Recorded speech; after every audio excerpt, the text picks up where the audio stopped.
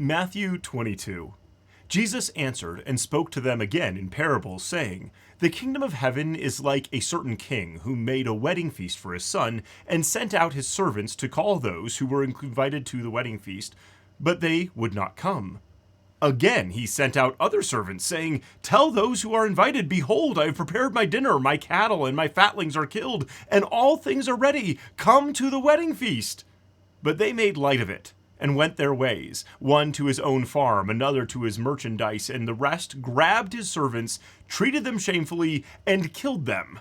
When the king heard that, he was angry and sent his armies, destroying those murderers, and burned their city. So remember, Jesus has been talking about the religious leaders. He's done things like cursed a fig tree and told all of these parables and other things directly going after them. And he's going to continue on in that here. Okay, so now he's telling another parable. And in this case, people have been invited to a king's son's wedding.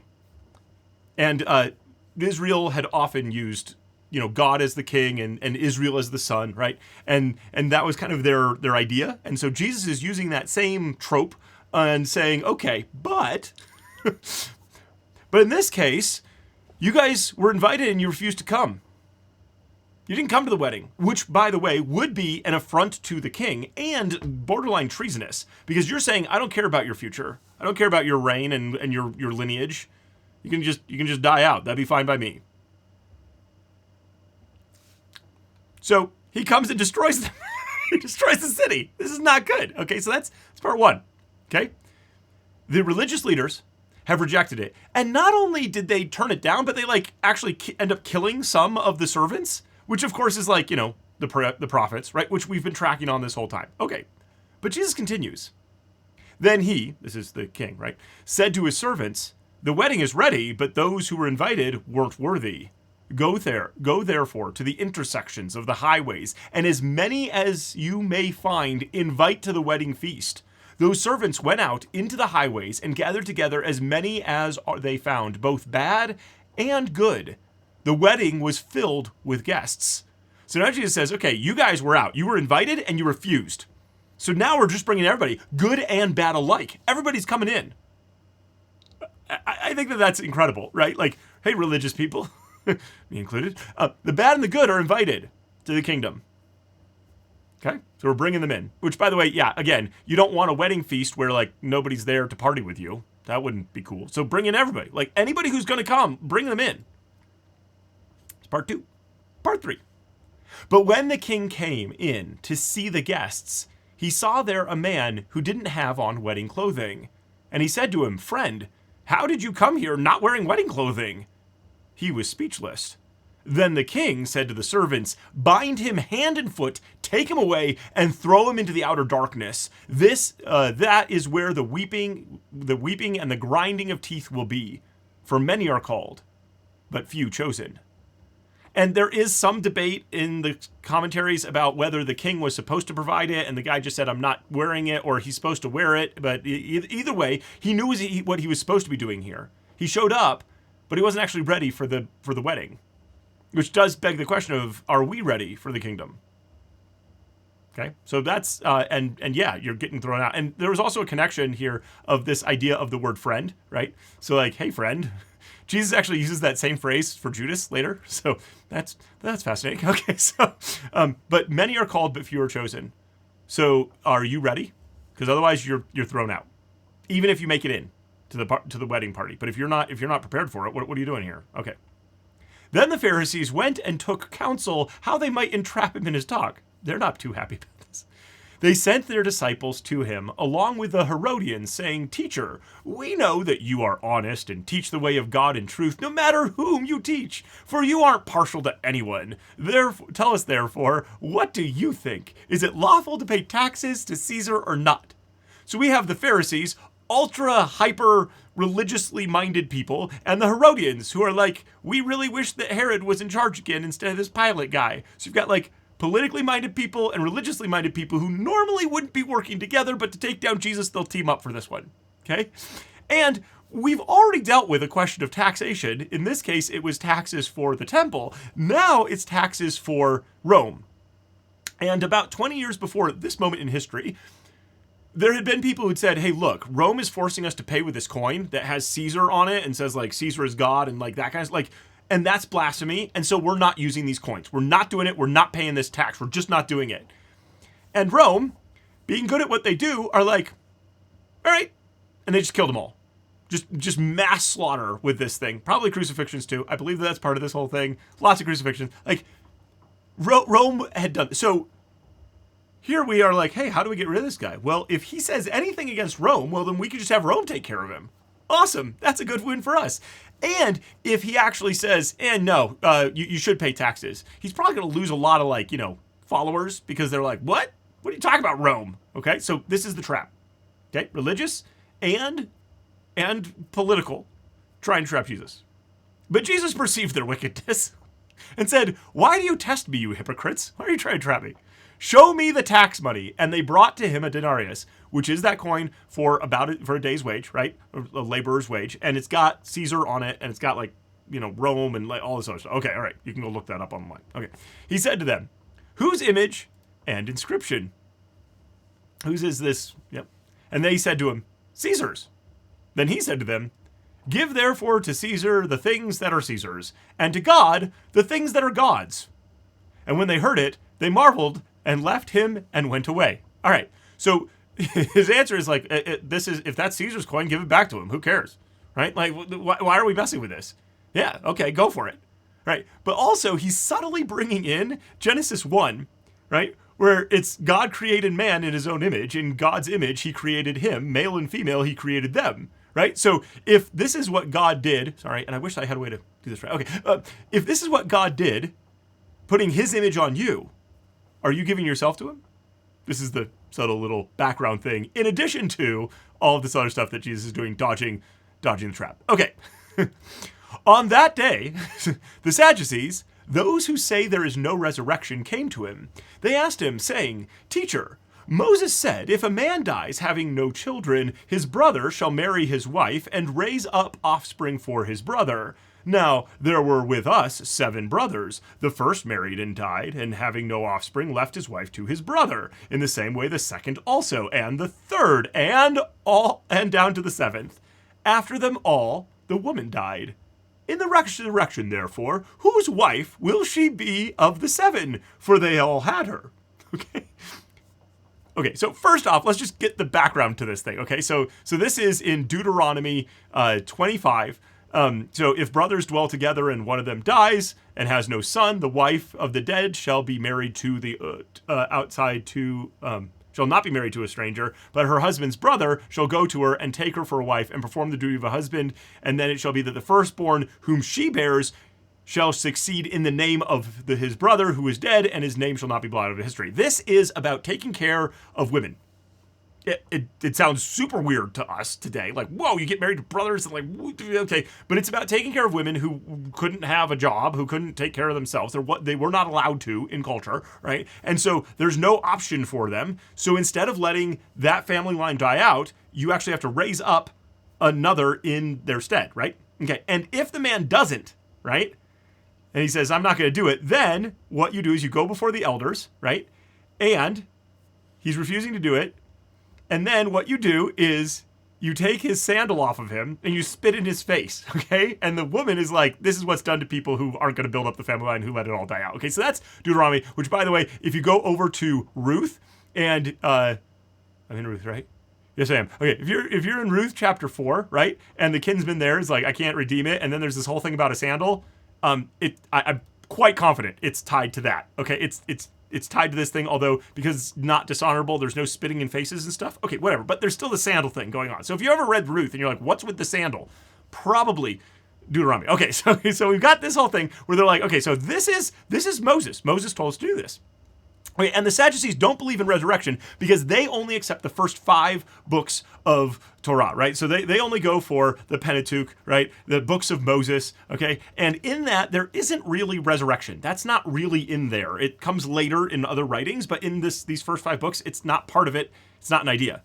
Also, they don't believe in angels, okay? Because like that's also not really there much, okay? That's just, they're just like, we don't do that kind of thing. That's kind of weird, okay? They're kind of like the not so supernaturalists of the day, okay? They're like, we only take that. And what they are talking about with these 7 brothers, okay, is actually from the book of Tobit. All right? And so this is in the Apocrypha. This is in the Deuterocanonical books. This is one of those in the Catholic Bible. Okay, like you can find this here. You can also find it online. Okay, so this is Tobit. And this is Tobit chapter 6. And so there's this whole discussion.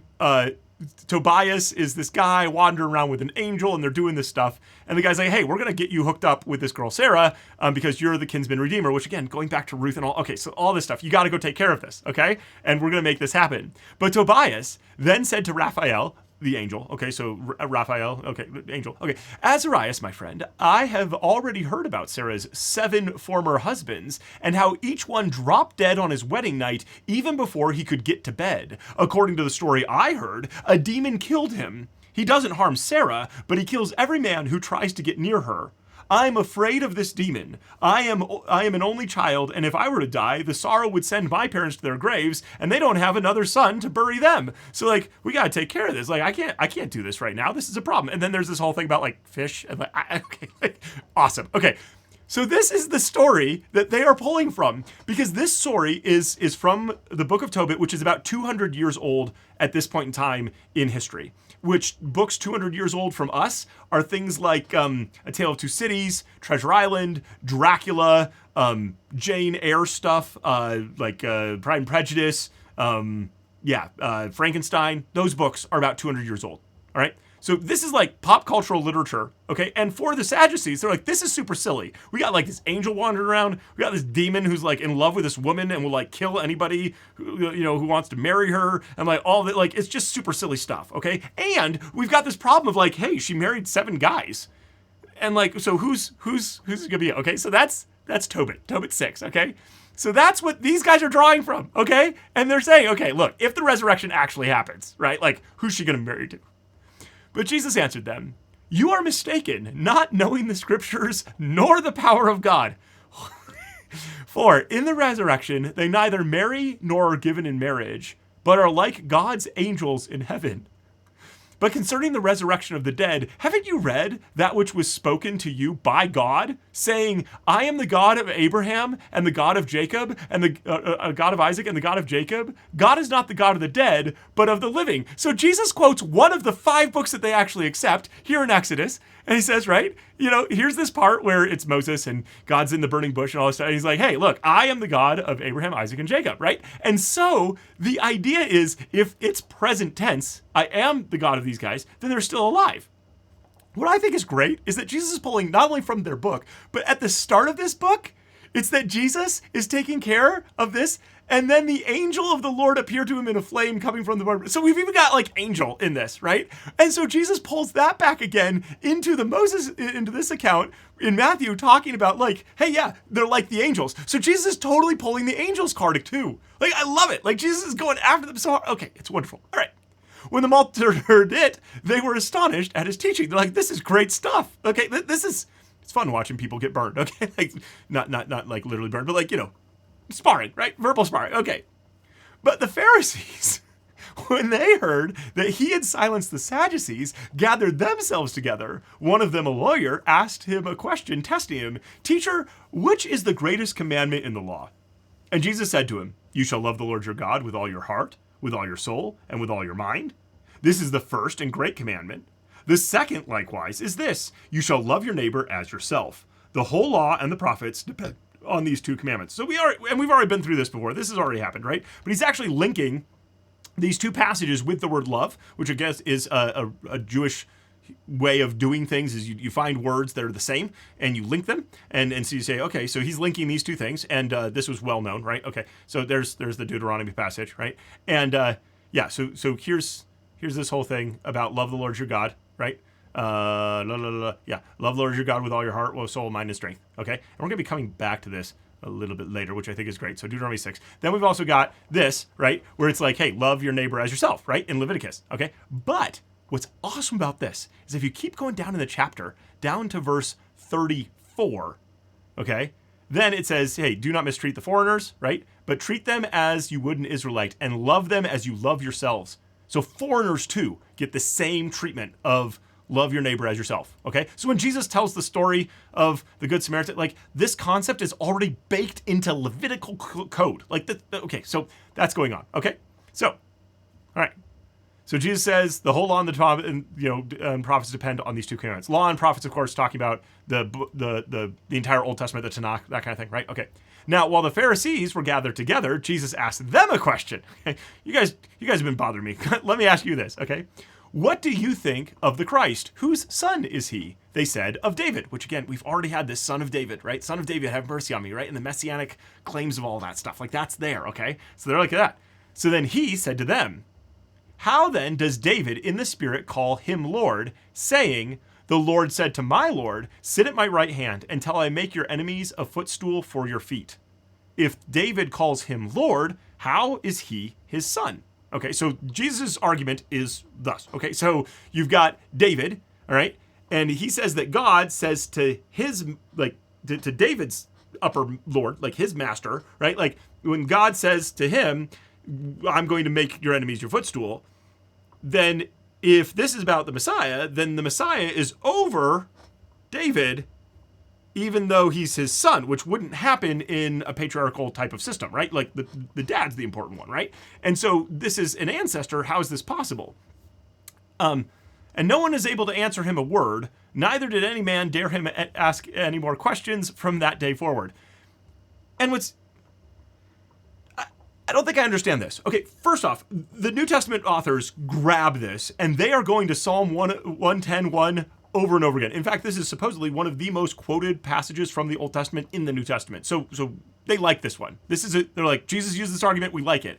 What's fascinating about it, and people being like, they can't answer him a word, and I've heard this from a Jewish guy who does not like Christians and does not like their handling of the Bible, and basically, no one interpreted this as about the Messiah. They interpret this about Abraham. And there's a whole thing about that. I can include a link to the Chabad link. You can go look at it. And there's reasons why they link it. So, like, what's Jesus doing and what are they doing with it? Like, what's happening here? I don't know. Okay, so like there's this whole like question about this one. I think it's fascinating. I don't know enough, but I think it's super interesting. Okay, here we go. Chapter 3, 23. Then Jesus spoke to the crowds and to his disciples. The teachers of the law and the Pharisees are the authorized interpreters of Moses' law. So you must obey and follow everything they tell you to do. Do not, however, imitate their actions because they don't practice what they preach. They tie onto people's backs loads that are heavy and hard to carry, yet they aren't even willing to lift a finger to help them carry those loads. They do nothing. They do everything so that people will see them. Look at the straps with scripture verses on them, which they wear on their foreheads and arms, and notice how large they are. Notice how long are the tassels on their clothes. They love the best places at the feasts and reserved seats in the synagogues. They love to be greeted with respect in the marketplaces and to people have them call them teacher. But you must not be called teacher, because you are all equal and have only one teacher. And you must not call anyone here on earth father, because you have only one Father in heaven. Nor should you be called leader, because your one and only leader is the Messiah. The greatest one among you must be your servant. Whoever makes himself great will be humbled, and whoever humbles himself will be made great. And we've gone over this. This is old hat for us by now with Jesus' teachings on this. This has happened a lot. And in this case, like, this is not an injunction against, like, hey, don't call your dad father or anything like that. It's about seeking prestige and power and stuff like that. Okay, and he talks about this, and it's interesting because the web here, this version of the Bible, am I in web? No, I'm in good news. No wonder I'm having trouble. I'm sorry, everybody. This should be web.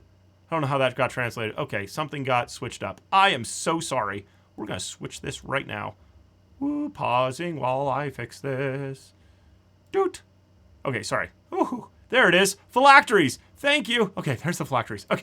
Whew. Okay, mix that all up. Okay, the phylacteries, right? And that translation was pretty good. Okay, the phylacteries are the things that you're tying around yourself and you're binding it. Okay, and this is based off of, again, Deuteronomy 6. And I'm sorry, this is in the wrong translation, but it's we've been over this before. Love the Lord your God with all your heart and soul. Okay, don't forget this stuff. Okay, teach them to your parents and tie them to your arms and wear them on your foreheads as a reminder and write them on the doorposts of your homes. This is them trying to literally follow the law when it comes to what are we supposed to do, we're supposed to tie this stuff to us. So you've got the little boxes with these scriptures in them, and there's 4 passages, and what verses are in there is so fascinating to me. Okay, but we don't have time to go over that right now. Okay, but they're wrapping it up onto their arms and across their foreheads because they literally are going to tie them to their arms and wear them on their foreheads. It's scriptural. We're going to do that. Okay, so if that's what we have to do, right, then we're going to do that. And Jesus is like, no, this isn't what we're supposed to do. Okay.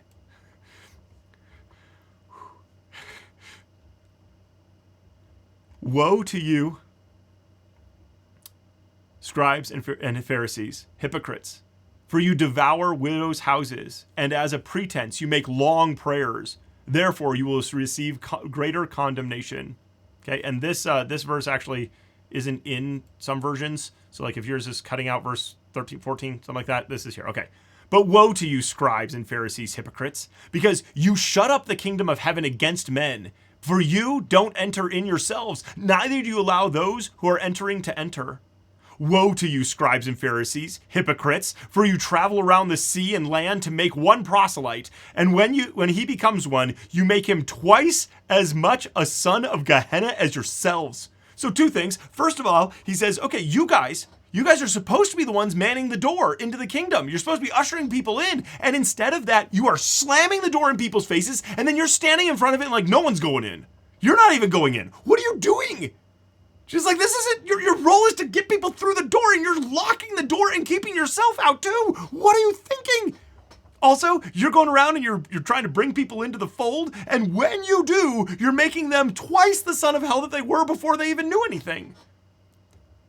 And there's some discussion about like just how much were they into missions and all that kind of stuff. But here we got some stuff. They're going around doing stuff, making them twice the son of hell. Oh my goodness. Okay, Gehenna, literally. Okay, so like, yeah, okay, all right. We can talk about Gehenna another time. All right.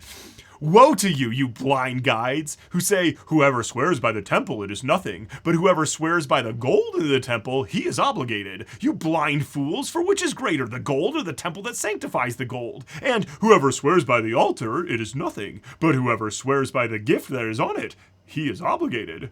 You blind fools, for which is greater, the gift or the altar that sanctifies the gift? He therefore who swears by the altar swears by it and everything on it. He who swears by the temple swears by it and by him who has been living in it.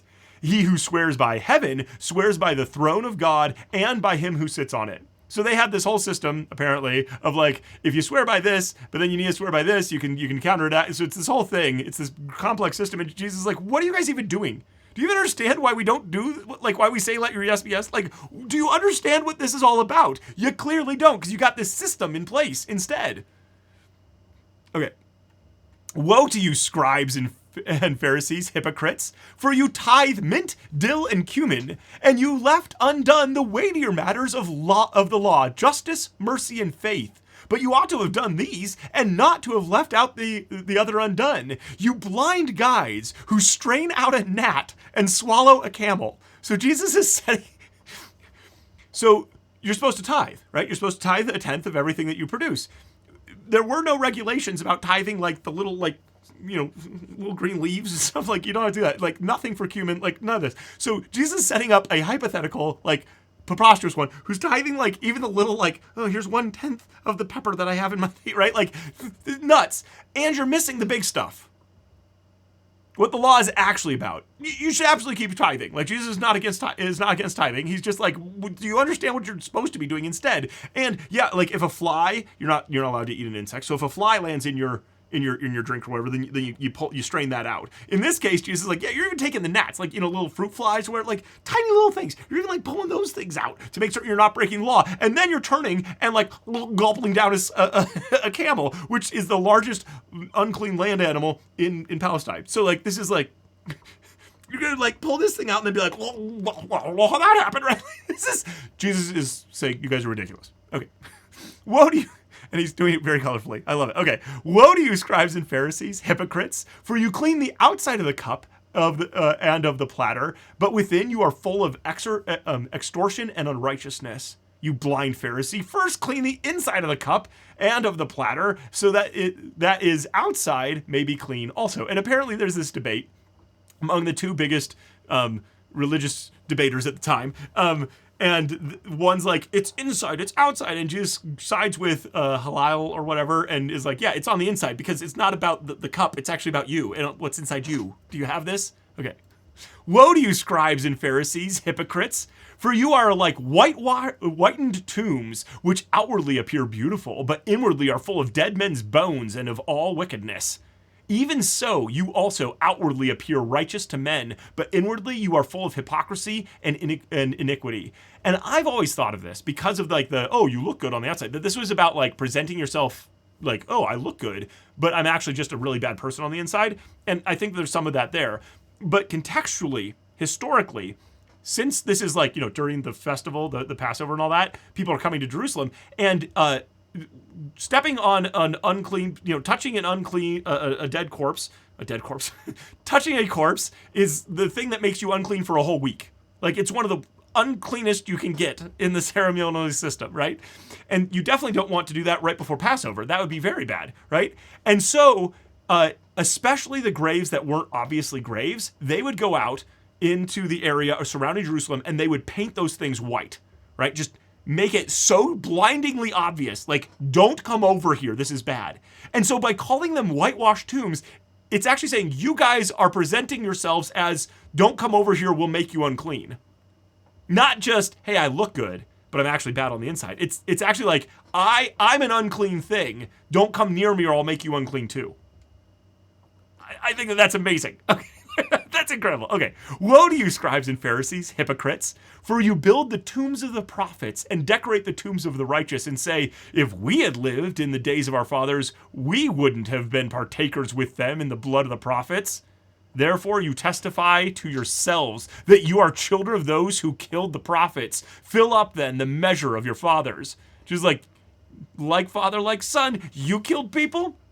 They killed prophets. You killed prophets.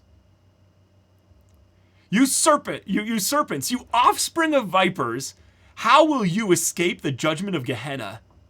Therefore, behold, I send you prophets, wise men, and scribes. Some of them you will kill and crucify. Some of them you will scourge in your synagogues and persecute from city to city, so that on you may come all the righteous blood shed on earth, from the blood of righteous Abel to the blood of Zechariah, son of Berechiah, whom you killed between the sanctuary and the altar. Most certainly I tell you, all these things will come upon this generation. So again, we got this, offspring of vipers, brood of vipers thing, which is we've already covered many times before. Okay, and how are you going to escape Gehenna? How are you going to escape the flames? Okay, and now Jesus is saying that he's going to send prophets and wise men and scribes. So Jesus is sending them now, which again, I'm pretty sure this is a divine claim. I'm pretty sure that that's what this is. Okay, if you know different, let me know. But like, wow, okay.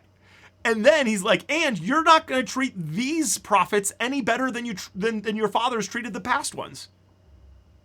And then bloodshed, right, is actually like big no-no and problem, okay? And so if you're guilty of it, that's a big problem. And he says, you guys now, because you're going to shed the blood of these, it's all been building to this.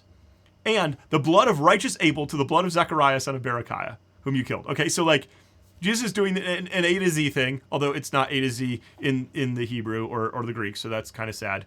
I'm kind of bummed about that. It's A to Z in English, though, so that's kind of fun. And the concept is the same, because Abel is murdered in Genesis. He's the first one to be murdered, right?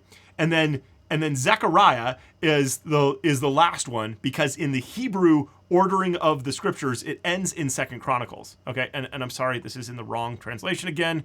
Needs to be. Okay, sorry. Okay, so basically, the Lord sent prophets to warn the people to return to him, but the people refused to listen. Does that sound familiar to what Jesus is talking about? Okay, this is 2 Chronicles 24. Then the Spirit of God took control of Zechariah, son of Jehoiada, the priest. He stood where the people could see him and called out, "The Lord God asks you why you have disobeyed his commands and are bringing disaster on yourselves. You abandoned him, so he has abandoned you." King Josiah joined the conspiracy, and they bring him to the temple courtyard, okay? And he forgot about all this stuff, and as he was dying, he says, "May the Lord see what you are doing and punish you." Okay, so we've got this thing. It's actually a different person, apparently. So you've got son of Berechiah, and you've got the son of Jehoiada or whatever. And so, but we're using the same word, the same name to link these two things again. So like we're using positional stuff, we're using historical stuff, we're mixing all very interesting things. I don't think I fully understand what's going on, but this is something that Jesus, Matthew, right, and Jesus, like they're doing here, right? There's something fascinating going on with this stuff. It's kind of messy, especially for us moderns. We're like, what are you doing? So weird. No one had a problem with this back then. This was not a problem. This is what you do. But basically, in the end, A to Z, beginning to end, all the prophets, you guys are going to have this come on you. And you're doing the exact same thing that you did with Zechariah. Jerusalem, Jerusalem, who kills the prophets and stones those who are sent to her. How often I would have gathered your children together, even as a hen gathers her chicks under her wings, and you would not. Behold, your house is left to you desolate. For I tell you, you will not see me from now on until you say, blessed is he who comes in the name of the Lord. So in the Old Testament, we have lots and lots of examples of God, being like, hey, I wanted to protect you like a bird. Okay, I wanted to do this. And now Jesus is casting himself in that role. I wanted to do this for you, and you refused for me to come and protect you. And then it says, behold, your house is left you desolate. Jesus is in the temple. This is the house of God. And Jesus is saying, yeah, but God's leaving this one. Just like in Ezekiel, just like we're about to see in a little bit, God's leaving this. This is your house now. This is your den of robbers. This is where you guys hang out. This isn't God's house anymore. What are you doing? And then we have this thing again where just as the people who, like the Song of Ascents, all that stuff, blessed is he who comes in the name of the Lord. Until you understand who I am and what I'm doing, you won't get it.